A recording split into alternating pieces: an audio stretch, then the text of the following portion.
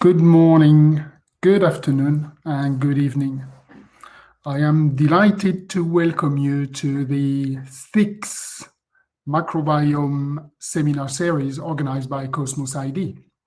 My name is Christian Augy, and I'm the Director of Strategic Alliances at Cosmos ID. I'm based in the UK. I'm French, as you may have understood from my accent, and I joined the organization 1 year ago. And tonight, I am absolutely delighted to introduce you to this first in a multiple part series of our autism microbiome series organized by Cosmos ID. And we will be listening to Dr. Joël Doré later on about host-microbiome symbiosis in autistic spectrum disorders. So this webinar is a bit different because this time we have two sponsors. And obviously it's organized by Cosmos ID. The first sponsor is the Microbiome Foundation.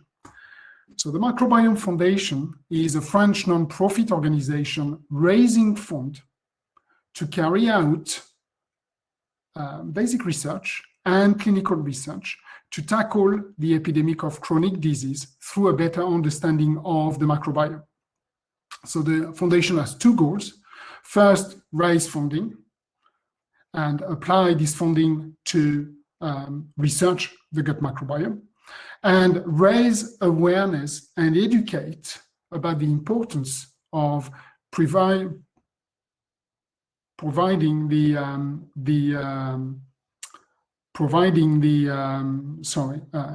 helping to preserve the microbiome through nutrition. I apologize, it seems that we have a problem with the sound. If you have a problem with the sound, let me know and we'll try to correct it. And the Microbiome Foundation is committed to accelerating a new paradigm in healthcare towards much more personalized and preventative approach that maintains each individual health capital. The second sponsor is Nirvana Biome. Nirvana Biome is a young organization bringing the power of whole genome shotgun sequencing to personalized microbiome analysis. This organization supports the microbiome, the autism microbiome community, helps drive understanding of the role of the microbiome in autism spectrum disorder, and gain knowledge on what drives symptoms through microbiome research. Finally, the organization provides access to the latest scientific method available in the microbiome space.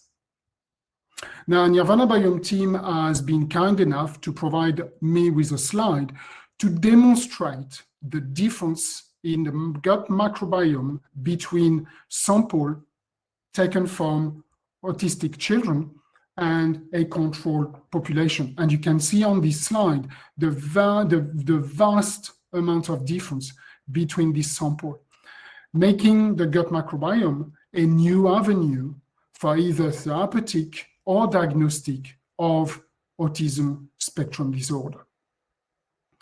Now we have a poll for you that we are going to put on the screen, and will be, if you are kind enough to answer it, that would be great, which I need to, I'm sharing it now.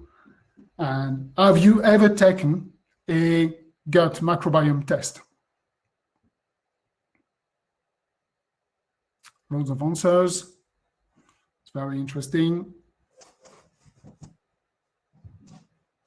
Okay, so the majority of you haven't taken a microbiome test.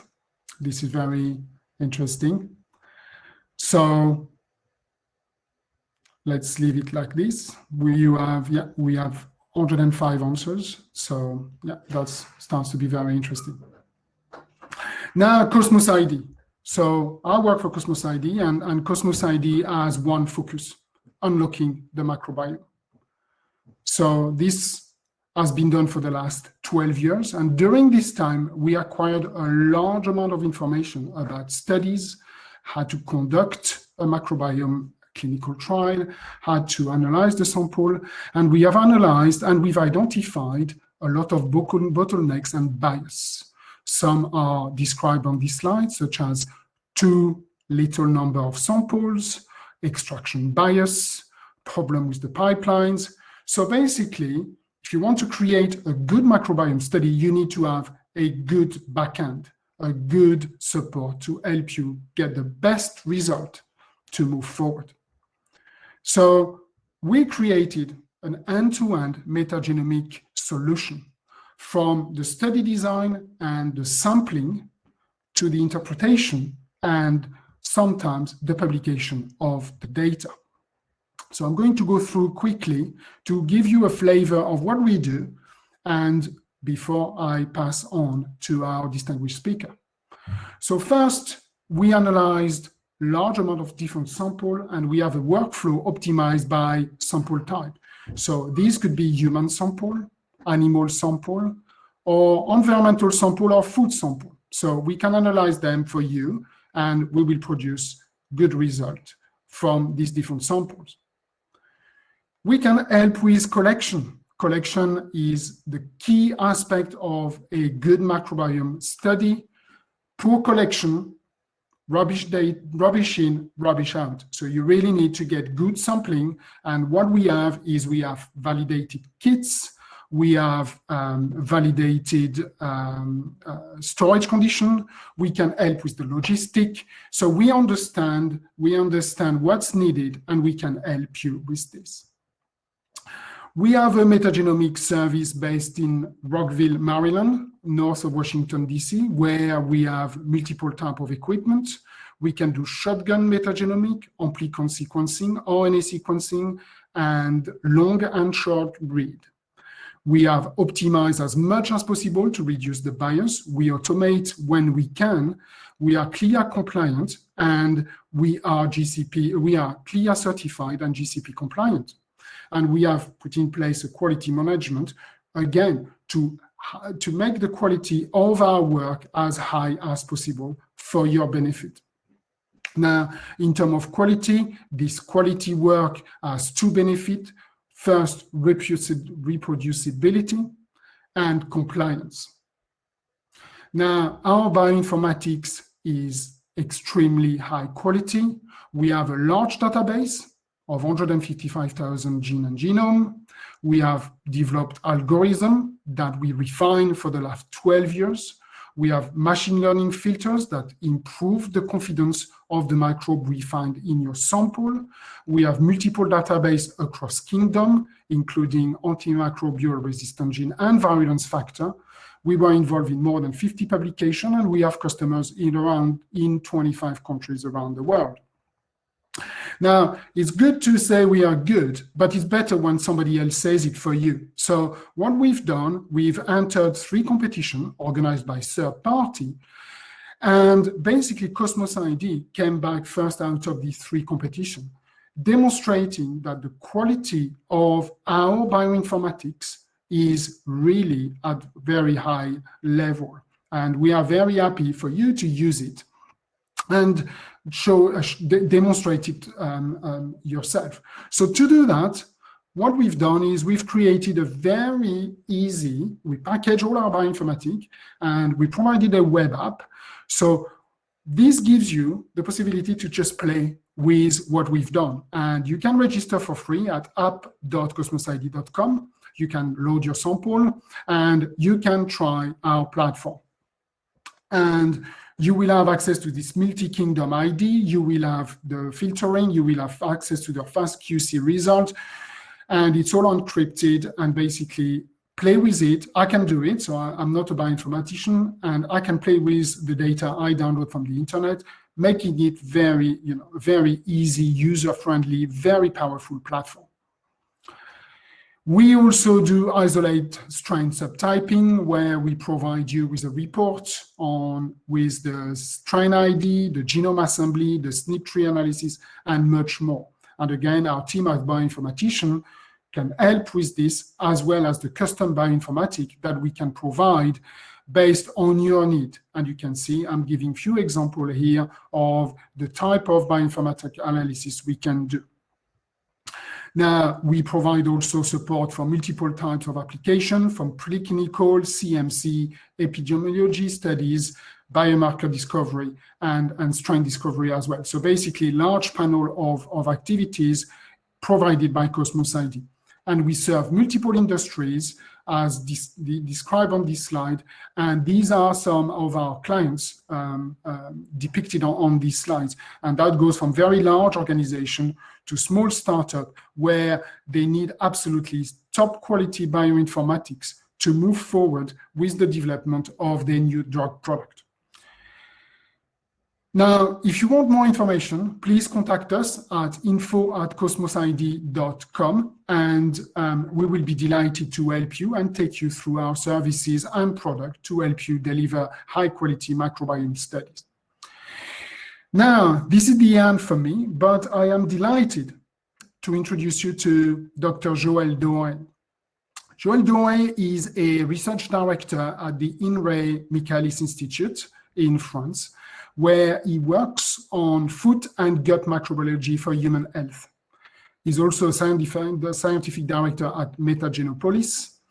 He's a gut ecologist, and that's what I like in Joël, is that he's looking at the big picture, not at just the small picture. Microbiome is a complex field, and you really need to look at the big picture to get good information. His track record out of his career in academia is more than 220 papers, with an H index of 69. And Joël has been detrimental in starting up MAT Pharma, a French microbiome company working in the fecal microbiota transplant, and is also a member on the board of director of the Gut Microbiota for Health scientific web platform. So this is now Joël's turn, and Joël is going to talk to you today about host-microbe symbiosis in autism spectrum disorder. Thank you, Joël.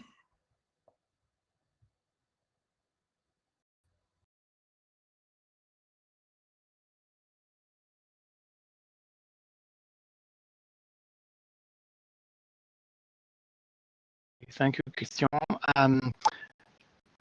So eventually, give me one more minute to see if I can share my screen with you. And thanks very, very much for the introduction.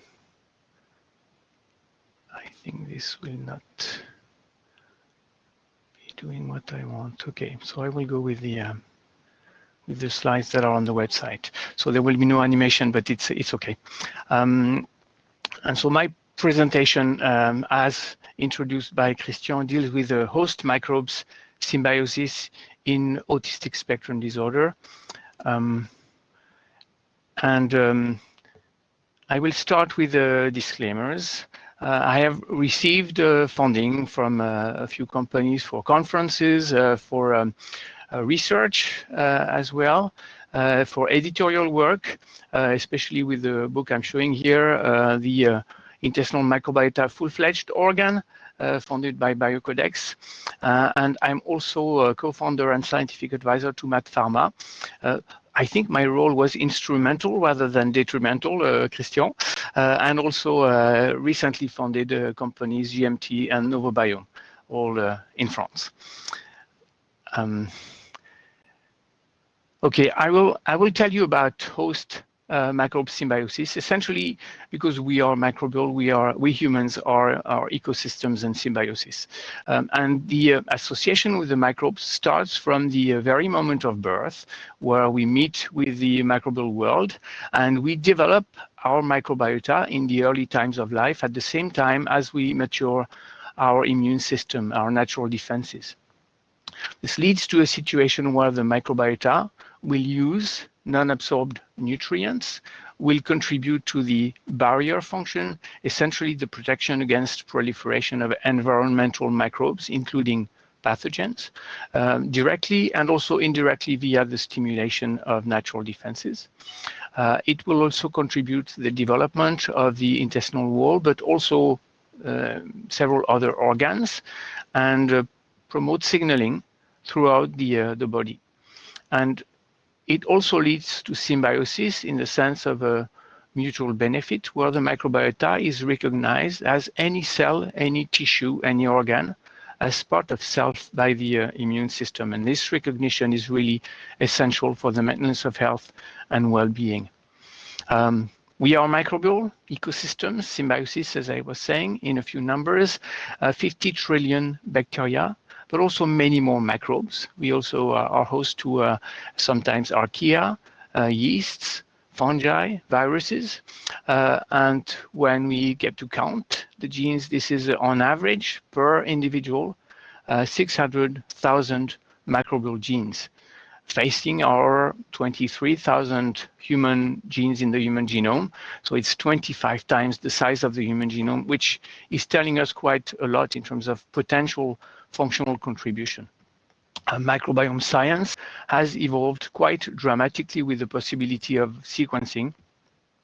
And this has fairly recently changed the landscape in an important fashion. So I will, just as a first of the three segments I want to develop, tell you about recent lessons of the microbiome science revolution. We speak of revolution as the ability to access to information concerning the microbiome is now based on massive shotgun sequencing. So the metagenome here is the combined genomes of all dominant microbes within an ecosystem. We'll be talking of the human intestine here, and it has come as a technological revolution. When we talk of the microbiota, we mean the organisms. When we talk of the microbiome, we mean primarily the genomes, but you can also count within the proteins and the metabolites that derive from the activity of the proteins that are the expression of the genes. So the process is highlighted here. This is the process we apply at Metagenopolis. We extract genetic information from the human intestinal samples. We apply massive shotgun sequencing, assemble and annotate the genes, and we've been contributing to the construction of reference gene catalogs. Tens of millions of genes have been observed so far, which allows rapid counting and characterization. These developments were made initially within the European program MetaHit, coordinated by my colleague Duško Erlich, at the same time as the Human Microbiome Project was implemented in the US. This all comes with a very critical part, standardization, as was mentioned by Christian. And so we have actually contributed to designing and applying standards that are applicable or that make metagenomics applicable in nutrition and in the clinics today. So among the early lessons I want to mention, the observation that on average, each of us is a host to 300 species of bacteria, but also archaea, yeasts, and viruses, as I mentioned. Only roughly 20 of which among the bacteria are highly shared between humans. And so we have common features, but also a high variability between humans. This is rather stable after the age of 3. Lots of things change during early years of life, but then it's quite stable for one individual over time, outside of treatments or changes in nutrition. And it also will diversify, actually, essentially in the very old age. And it's resilient upon mild stress, such as a single course of most antibiotics, meaning that it will recover its initial configuration once the stress is over. Yet in spite of that, it's amenable to modulation. And we know of modulators, and especially the diet is one that we can really consider. It's also rich and highly diverse, variable between individuals at the level of genes, species, and ecologies, and I will illustrate some of those observations. But it will bear highly conserved functionalities. Now, when we compare a sufficient number of individuals, what we can document is that among the 2,500 metagenomic species that have been detailed in terms of genome characterization so far, many of which are cultured or not represented by cultured representatives. Only a few are what we want to call core species, shared between individuals. Roughly 57 shared between 90% of the subjects of a European cohort here, and only 18 that are nearly present in each and every individual. I have indicated the names. They belong to the dominant, classical dominant phyla of the microbiota. 18 out of 300 on average per individual. So a very small fraction of highly conserved species. Now, when we look at the ecological arrangements, and this illustration is showing the density of microbiomes or density of human individuals as a function of all the potential arrangements of microbes. What we do see is 3 to 4 patterns, dominated by each of them one bacterial genus, Ruminococcus, Prevotella for the two here, and Bacteroides for the other ones. Among the Bacteroides with high or low gene count or richness, so to speak, which divides this enterotype in two, as has been recently recognized. We know that nutrition will play a role, and the Ruminococcus prevotella enterotypes are dominant among individuals with a high fruits and vegetables diet, whereas Bacteroides tends to be dominant among individuals with a highly transformed nutrition. And as I mentioned, gene count is also a major indicator, which we did explore further, seeing that we can stratify the human population as a function of gene count, and it actually comes as a health stratifier. So we have individuals with low gene count and individuals with high gene count. And when we separate in this cohort of nearly 300 individuals here into obese and non-obese, what we do see is a true bimodal distribution in the population, meaning that we do have individuals with strictly low gene count population and individuals with strictly high gene count populations. And we have an association with health parameters, such that low gene count is associated with altered metabolic and inflammatory traits within overweight or obese individuals, associated with non-response to calorie restriction in the context of obesity, associated with severity and rapidity of progression in severe liver conditions, and associated with non-response to immunotherapies in various cancer conditions. So my second slot will concern dysbiosis and the recent realization we've made that dysbiosis is in fact not just something that concerns the microbes, but an alteration of host microbes symbiosis, and it's highly documented now in chronic conditions. We came to research on dysbiosis with the observation that within the second half of the previous century, as immense progress in medicine, as hygiene and vaccination were allowing an ever better control of infectious conditions, what was observed was this rise in incidence, actually uncontrolled, now for more than 60 years, of chronic conditions that have become today one of the major concerns in terms of public health. And this comes with recent transitions that concern birth mode and environment. Everything essentially changed at the moment of birth for humans. Changes in nutrition, in life habits, and also exposure to xenobiotics, to chemical compounds or drugs. Now, if we look at that in terms of autism, the rate of increase of incidence of autism is exponential. And with the recent census in the US, what we can say is 1 birth out of 50 is at birth or will be during its life concerned by autism. Overall, World Health Organization tells us that 1 human in 4 will be concerned by one or the other of the chronic conditions that that I was just showing before. Now this is a big change. For a very long time, we were in a situation where infection was the main problem, and it was essentially a situation of linearity where we have one agent, one risk, and one potential disease outcome. What we are dealing with when we talk of chronic conditions is an alteration of the relationship between the host and the microbiota, and that alteration will lead to the risk and potentially to the disease. But what we see here, or what we show here, is it's under the control of a vast number of environmental parameters.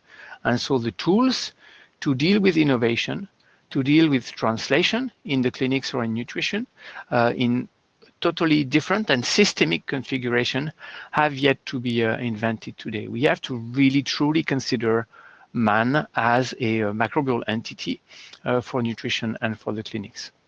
That comes with a threat to global health and urgent needs to rethink prevention and therapy.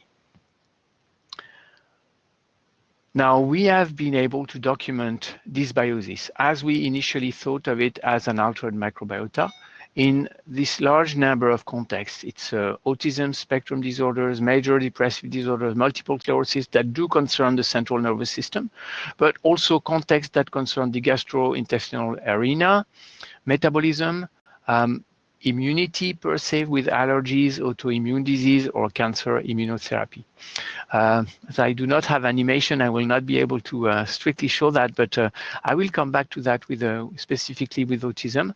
But this is only observations, and what we have been able to show is that it's connected with, in many cases, a leaky gut syndrome, an inflammatory state, and oxidative stress. And so it's not just an alteration of the microbiota, but it's a disruption of host microbes, symbiosis, and all the positive beneficial functionalities that come with the positive interaction between the host and its microbes. When we want to document causality, there are two things we can do, essentially based on microbiota transfer. We can transfer the microbiota from humans to germ-free animals and reconstruct a symbiosis. And in some cases, we can, in this context, reproduce the symptoms of the disease, which gives an idea or suggests an element of causality. And the other option we have is a transfer of microbiota from man to man, from healthy individuals to patients. And in this case, what we aim to do is to alleviate the symptoms or to reduce the progression, for example. And this has been demonstrated in just a few cases, among which autism, as I will illustrate further. And in fact, the various levers I mentioned, alteration of the microbiota and low gene count, leaky gut syndrome, alteration of gut permeability, inflammation, oxidative stress, can actually come as circular causalities or a vicious circle. And if a vicious circle can establish, then what can come up is a situation where we do not have any longer a possibility for resilience, for a return to the initial configuration. Now we have 4 levers, which means that we have potential for innovation that has not been that has not been captured so far. This concerns the possibility of applying the realization of man as a microbial entity for diagnosis, for prediction, for prevention, and for therapy. And I will get back to it with one example of therapeutic application. Well, we have recently published this piece of work I want to detail. Essentially, what we were questioning is, can we, in an animal model, establish a durable alteration of host microbe symbiosis? And so what we did is we applied DSS, dextran sodium sulfate, as an inducer of inflammation to the animals in a chronic fashion. So it was 3 courses of administration. And then, unlike what is usually done, we left the animals quiet alone, no induction, for 40 days. And then only then we look at what is the outcome. We apply from 0% to 3% DSS. We will focus on the extremes in this case. And essentially what we have is this observation of a situation where we will start with animals that have a basal state of the microbiota and a basal state of the host, which is illustrated here by the integrity of the gut barrier, the gut wall. And we may possibly end up in a situation where we have both alteration of the microbiota and alteration of the host states, highly inflammatory configuration of the gut epithelium. And so we documented that the animals that do receive 3% DSS, 3 courses of 3 days, will, for a majority of them, end up in this configuration even 40 days after we stop the induction, which we interpret as the establishment of the vicious circle leading to this major change, major shift. A major shift that is called a catastrophic shift or critical transition by René Thom as early as 1983, a French mathematician, and more recently by Martin Scheffer in Wageningen in Holland. So I do not have the animation, but you will have to try and be imaginative here. Essentially what happens is if you stress the system, if you increase stress conditions, then you will switch the configuration of the system, but it may remain within its robustness, within its possibility to be resilient, to go back to normal. But if you push the system beyond its ecological robustness, then this is when you induce the vicious circle and when the system will bounce in a completely different configuration. This is illustrated by the bead in the valley. It may be pre-disease, it may be disease associated. And if this happens because of the vicious circle, the system will remain in its altered configuration, even when you reduce the condition of stress to the system. And so you may have a situation where you have both configuration happening at the same time, basically. And only if you restore really non-stress conditions will you have potentially the possibility to revert to the initial configuration. In the human gut microbiota, what we are seeing today is that this return may actually take a need for fecal microbiota transfer from a healthy donor to a patient. Going just a little bit further, we have other, probably more familiar situations where vicious circles are at play, and one of those relate to global warming or to rise of sea level. If we just take one example, melting of the ice caps comes with the warming, but it also lessens the possibility of the ice cap to reflect sunlight, so it will increase warming. And so this is a situation where vicious circle will essentially be activated. And so I will end with this segment of my talk on alteration of host microbe symbiosis in autism. What we have at the start is this realization of the very important relationship between the gut and the brain, what we call the gut-brain axis, as a bidirectional signaling configuration. We knew for very long that there was a brain-to-gut signaling via the that there is signaling from the gut to the brain, again via the nervous system, the vagus nerve especially, but also via the bloodstream with bacterial metabolites such as short-chain fatty acids or precursors of neuroactive compounds, such as cytokines produced by immune cells that go all the way up to the brain. We'll get back to that. And also molecules produced by special cells within the gut wall, the enteroendocrine cells that produce also for many of them hormonal peptides that will be active in the brain. Now, in configuration where there is a relationship between the gut barrier and the blood-brain barrier. So this situation is such that when we have gut permeability, when we have inflammation, oxidative stress at the level of the gut, what happens is there is passage through the blood-brain barrier into the brain of bioactives that will be pro-inflammatory. And so inflammation at the gut level will come with neuroinflammation, altering neuropsychological functions. Now, in autism, what we have come to know is that intestinal symptoms are frequent. They are actually more frequent than in the general population. They represent or concern more than 50% of the population. And it's also unfavorable and associated with functional impairment of the microbiota. Now, what is illustrated on the left-hand side here is that components of autism are higher when there are gastrointestinal symptoms that are present. Here we're comparing GSI, the gastrointestinal symptoms index, high index in purple, low index in blue, and it's showing that for each and every component of the ATEC score, speech, social interaction, sensory or cognitive function, physical and behavioral functions, they are all more severely altered when the gastrointestinal symptoms are higher.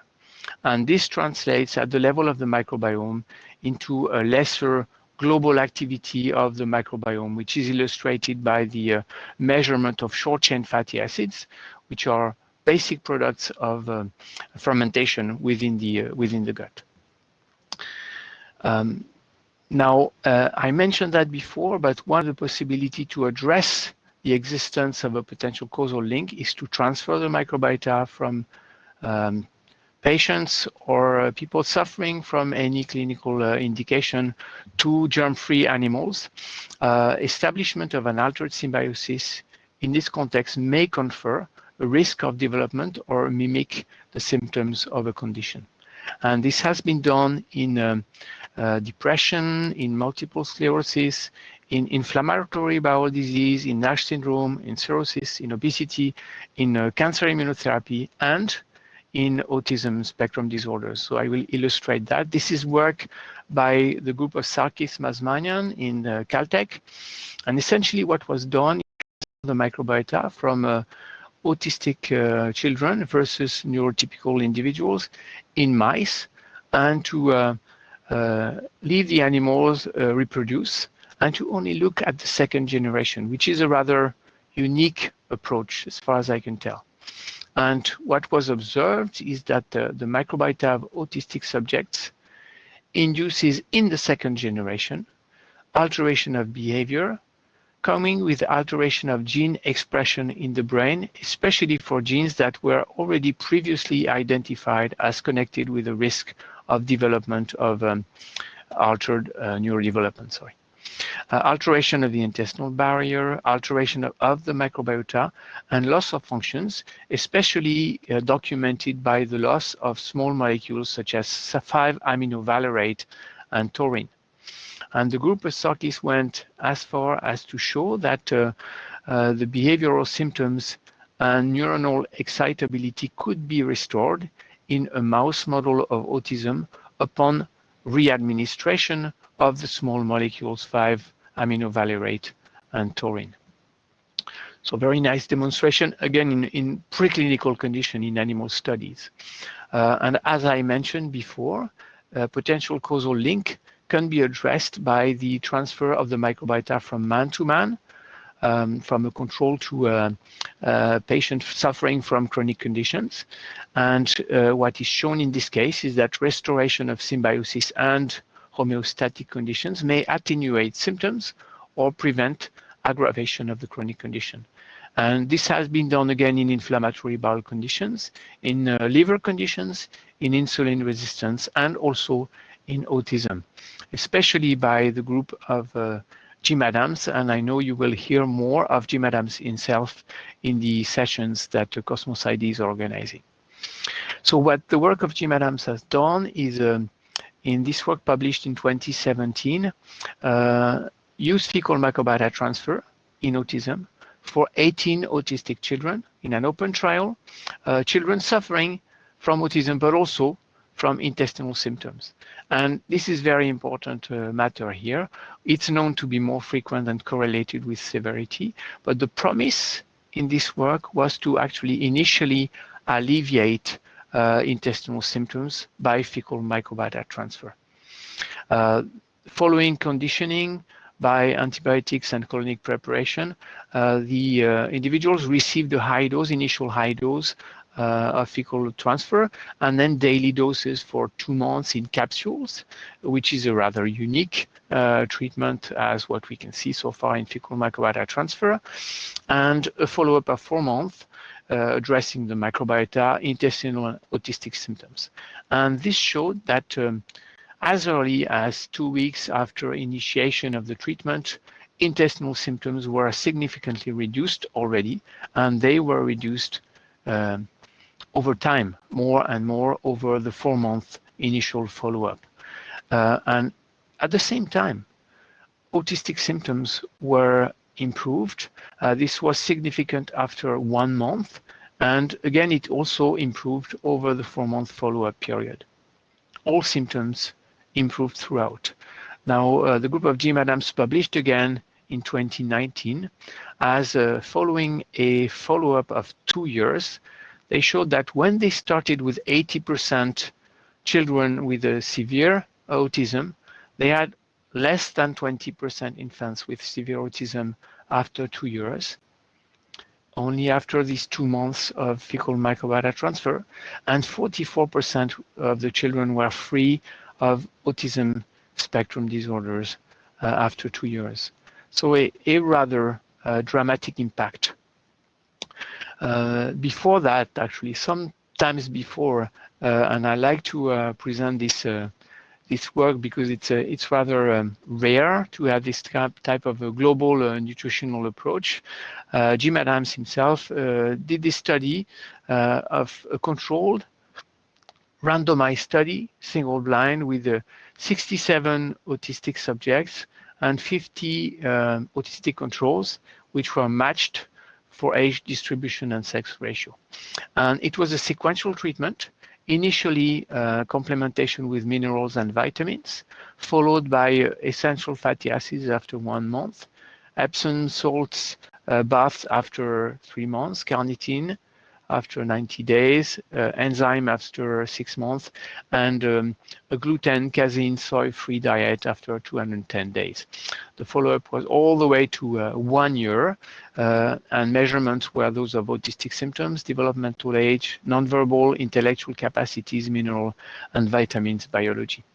And what the results were was an improvement far greater in the test group receiving the diet for all the parameters concerned, with the greatest impact based on parents' reported outcomes for the minerals and vitamin complementation, fatty acid complementation, and the gluten, casein, soy-free diet.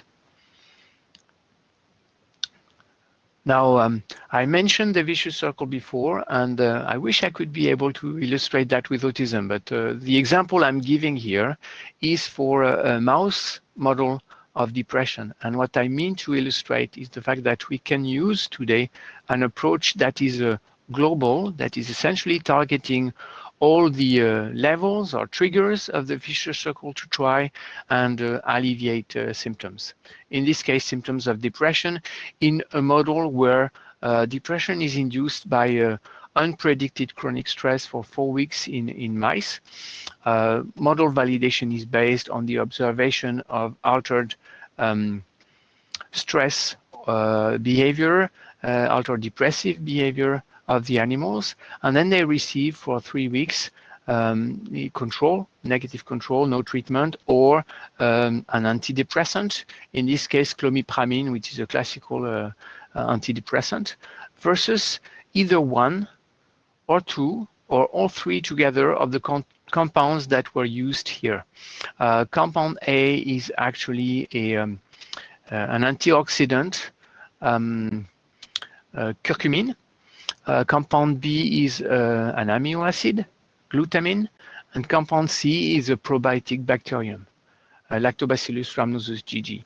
And we know that those three taken together will act on all four triggers of the vicious circle. So what we observed is that indeed the animals following treatment are showing anxiety-like behavior and depressive-like behavior. And if we combine all three of the bioactives, we have a similar impact on anxiety and depression as we do have with clomipramine, the classical antidepressant that in humans is associated with rather marked secondary effects. So in this case, this is with the nutritional bioactives that we obtain the same result. I will move towards my conclusion, just as a highlight of what could possibly happen. And this is really rather speculative so far. It's possible that when we have this alteration of symbiosis, it may come with very early life events and switch the system from symbiosis to altered symbiosis. Sorry, that may be durable. In this context, antibiotics are known to for the gut system be subject to resilience may actually only transiently be able to correct the situation. And it's possible that microbiotherapy with fecal microbiota transfer or with the combination of bioactives may be the best solution.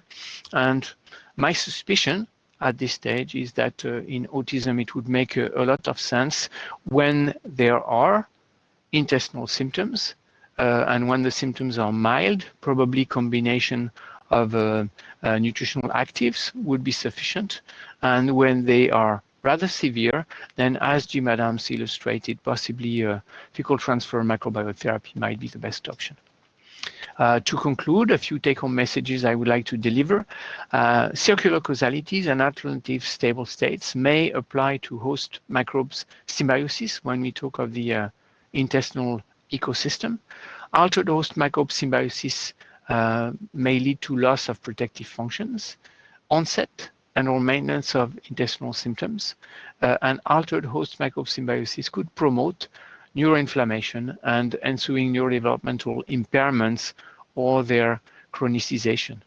And this may have incidence and also come with potentials for innovation in terms of monitoring with novel biomarkers that should integrate both microbiome and host features, and also potential for innovation in terms of prevention or cure with microbiotherapy as a potential crucial add-on in the context of combined neurological or compartmental and intestinal symptoms. And I will leave it here. Thank you for your attention. And as I mentioned here in French, do take care of your symbiosis, especially in those times of COVID. Thank you very much for your attention.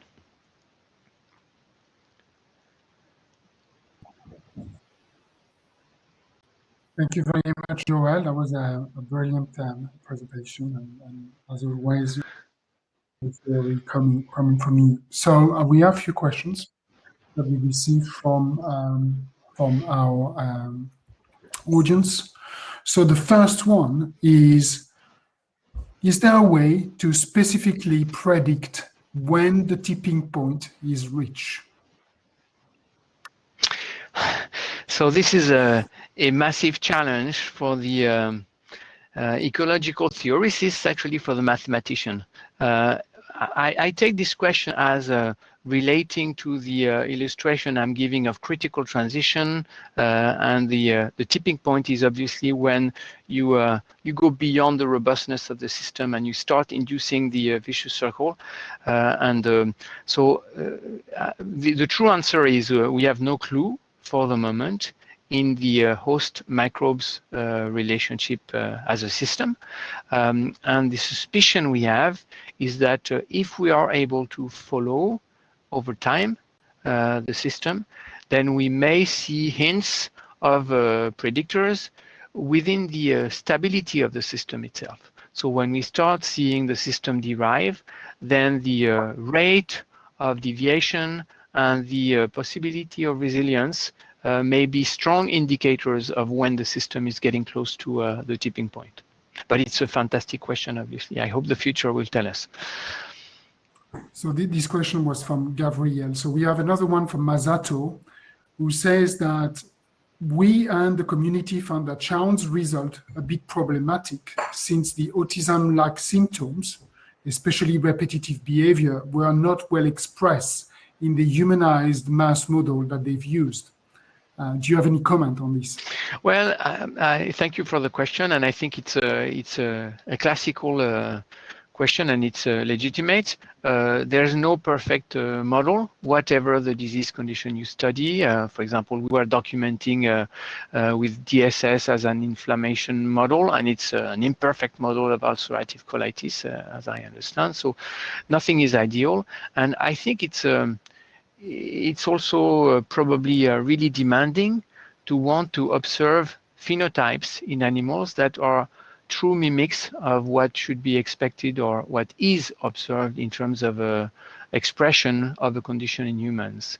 And so I think the step of preclinical studies, use of animals is or can be very rich, but yet extrapolation will be difficult. And so it's to my view very important that we are able to work with humans, obviously, and we have agreements with the regulatory agencies to do this type of studies, especially when we have confidence that we are dealing with highly safe ways of interventions. You don't have your mic. Yeah. Is it correct that the Kang studies had no control group?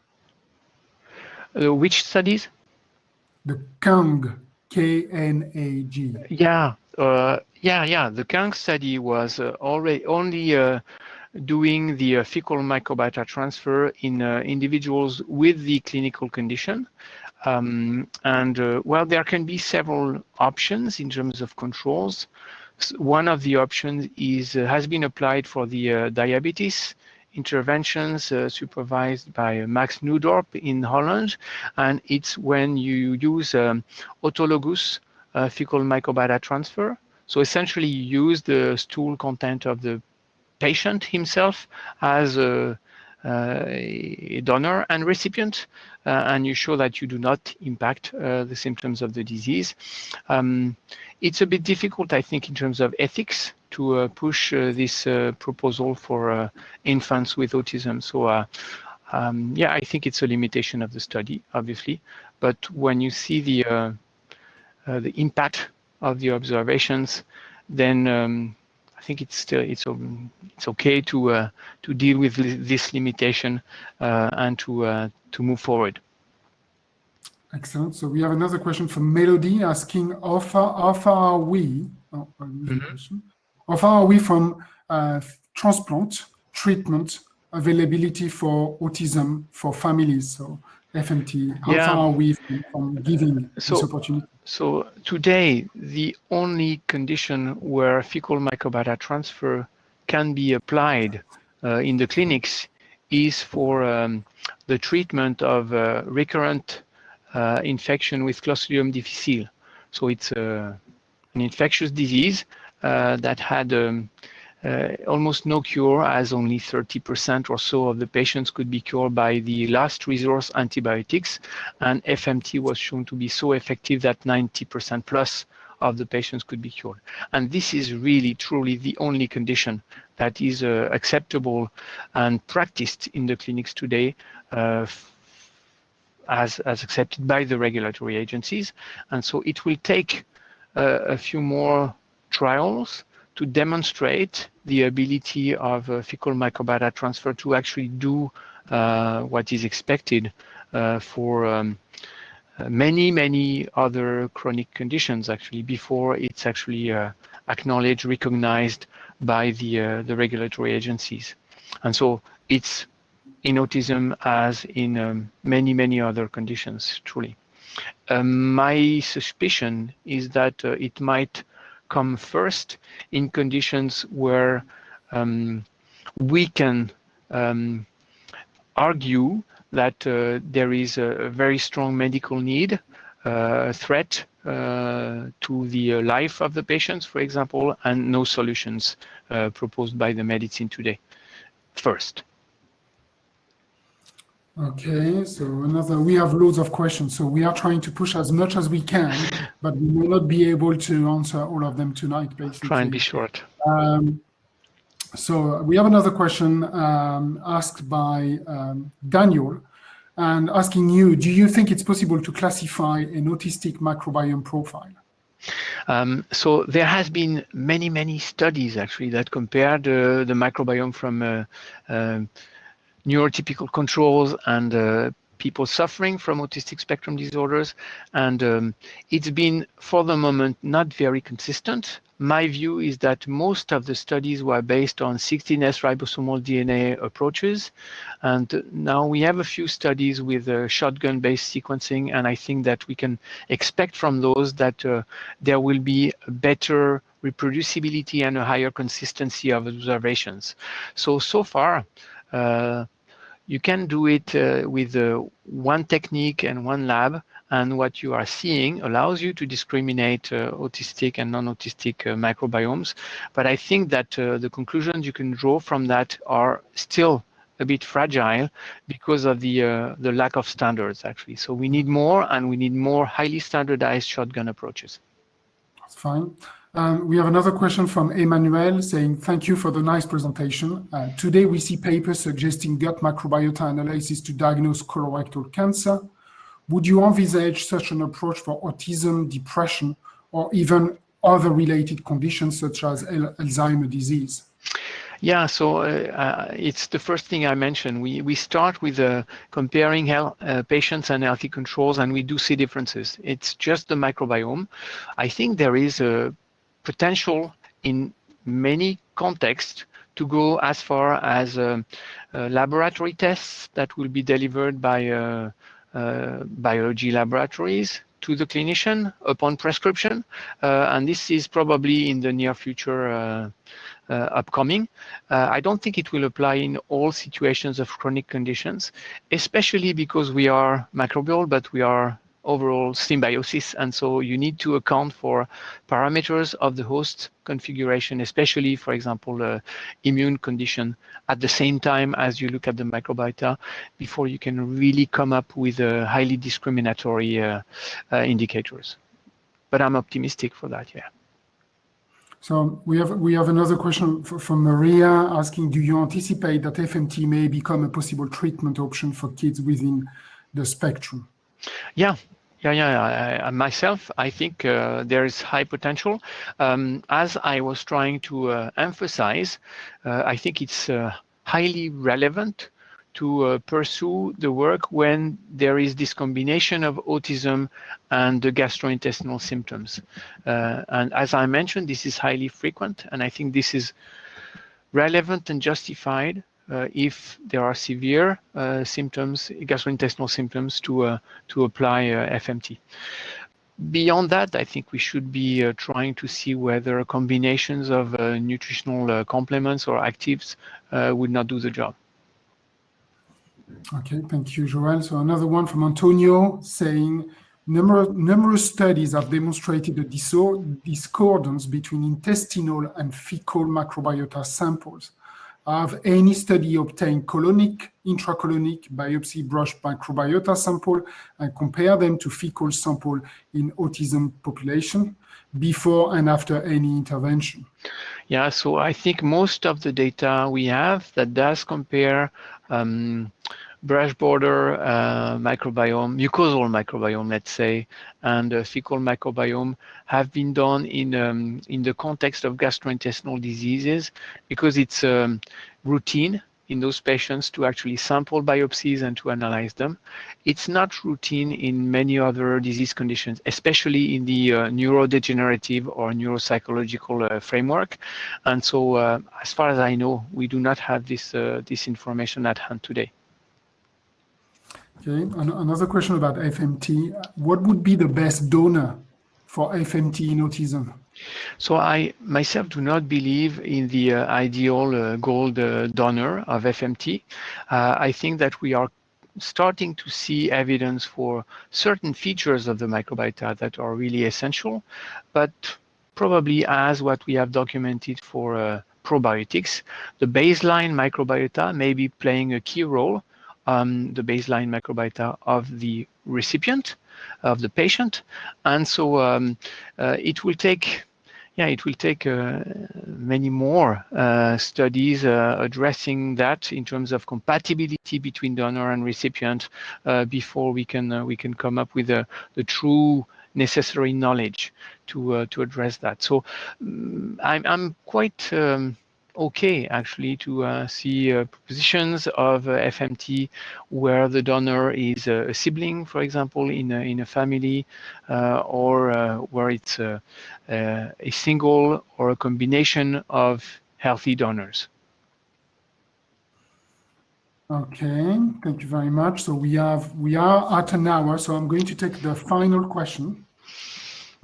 And yes, question from Sam: what helps restore barrier integrity? Can you provide ideas of specific probiotic for restoring this barrier? Yeah, so gut barrier integrity, i.e. Hyperpermeable context, can be restored by, as I mentioned, glutamine, which is nice for the epithelium itself. Fatty acids, omega-3 fatty acids are also important, I think, and active. In terms of probiotics, I think that I mentioned Lactobacillus rhamnosus GG, which has some level of evidence for that. And there are a few others. Lactobacillus plantarum, I think it's 199V, is also one that has been nicely documented for this potential. So there are actually probiotics that will contribute to this bioactivity. And I think it's very central in many of the conditions I mentioned. Thanks for the many questions. So we have many more questions and we won't be able to answer them all live now. So we are going to collect them and try to provide as many answers as possible in the future. For those of you who ask a question about Cosmos ID service and tools, we will reply to you as well. To give you more information about what we do and how we do it. There was some question about amplicon sequencing and primers, so we will look into this and give you an answer. But for now, unfortunately, we can go on for a long time, but for us in Europe, it starts to be late. So we will stop. We will say thank you very much to Joël. Thank you so much for your insight. Thank you so much for your presentation. It's been a great pleasure to have you in the Cosmos ID webinar series. We know that you've already accepted to come back for a special event later on with other guests on autism and the microbiome. So we will see you again. And thank you so much once more time to participate to this series. To all of you, thank you very much for attending the session. If you have questions, you have our email, info@cosmosid.com. Please email us the question. We can relay them to Joël. What I can finish with is, and I forgot to mention it during the beginning, is the Microbiome Foundation is now sponsoring Joël for a microbiome autism study that will start soon in France to try to decipher this relationship between the gut microbiome and the condition. And we look forward to hearing about the new result you're going to produce, Joël. So thank you very much, all of you, for attending this session. And we look forward to seeing you again soon for the next one. Thank you. Good afternoon, good night, or good morning for some of you. Thank you very much. Thank you.